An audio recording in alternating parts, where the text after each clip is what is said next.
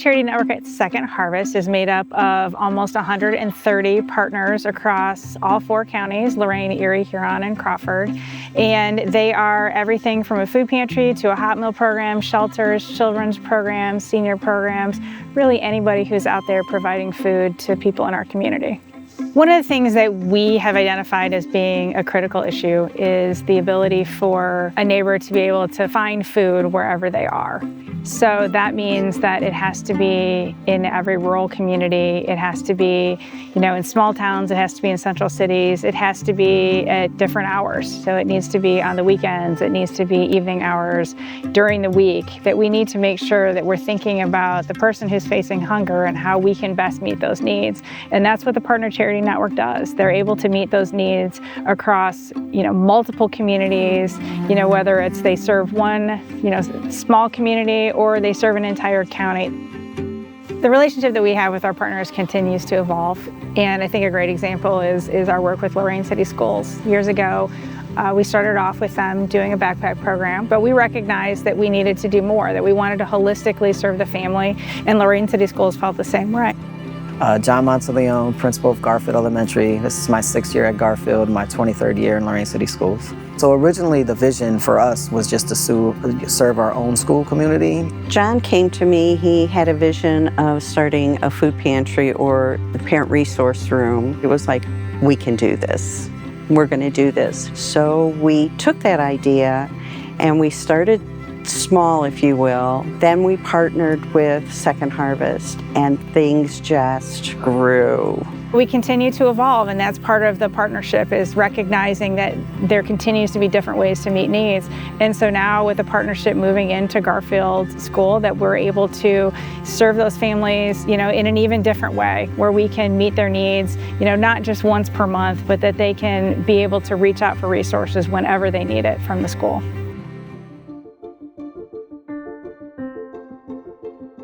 A strategic initiative of Second Harvest is trying to make sure that we can meet the needs of our neighbors where they are. And part of that is being able to do direct delivery. And so from Second Harvest, we've been able to provide 300 senior food boxes, but we're also expanding that out.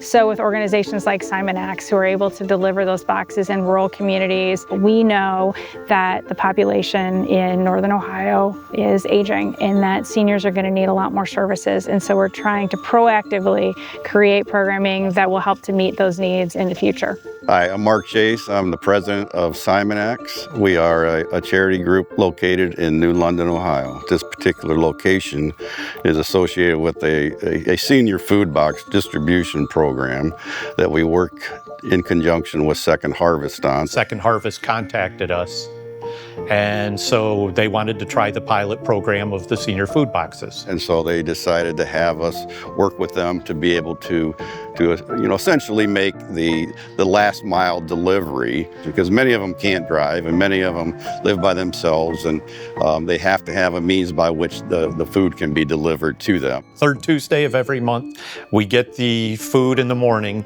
and it's all delivered by that evening. We wouldn't be able to do a lot of that without Second Harvest. One of the things I hope that, even from, talking with our different partners, that you can see is how much hope they bring to their community. They're creating, spaces where people can come and feel comfortable and get the help they need, but they're also creating that sense of community. So if you go sit down at Christ's community meal, you're welcomed, and that the people who are there really care about you. Not that they don't come for the food, they do. They're happy to have the food, but they also come just for the companionship. Christ Community Meals started 15 and a half years ago now in a small church that had a kitchen about the size of a normal home kitchen.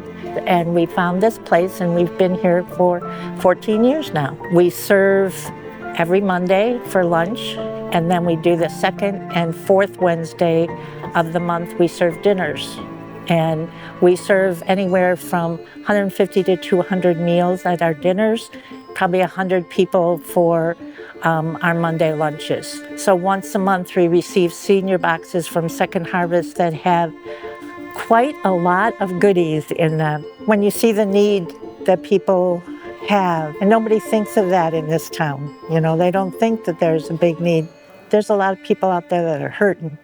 I think one of the things that's been most exciting is the recognition, with some of the larger programs like Bucyrus Salvation Army, that they're meeting needs beyond food, that they're providing utility assistance or rent assistance, that they're looking at clothing, that they're doing, other things that meet the needs of a community member, because, that's equally important. As you identify that someone's having challenges with food, the chances are very good they're having other challenges. And so how can we help holistically serve, that neighbor who's coming for help? I'm Captain Jared Starnes. I'm the officer at the Bucyrus Salvation Army.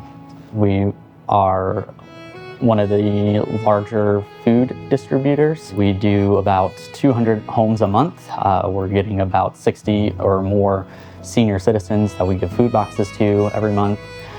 We have a hot meal every Wednesday. It's a struggle for even the working people. I have had probably 4 this past week come in and say they either got laid off or they lost their job for one reason or another. Just people who have never had that need before are showing up, so things are pretty rough.